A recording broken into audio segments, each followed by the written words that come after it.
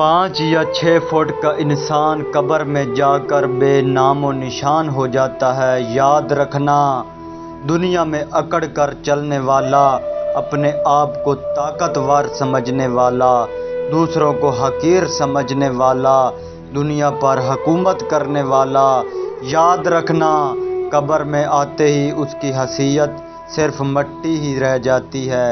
لہٰذا انسان کو اپنی ابدی اور ہمیشہ کی زندگی کو خوبصورت اور پرسکون بنانے کے لیے ہر لمحہ فکر کرنی چاہیے، اللہ کو یاد کرنا چاہیے، ہر نیک عمل اور عبادت میں اخلاص پیدا کرنا چاہیے اور خاتمہ بالخیر کی دعا کرنی چاہیے۔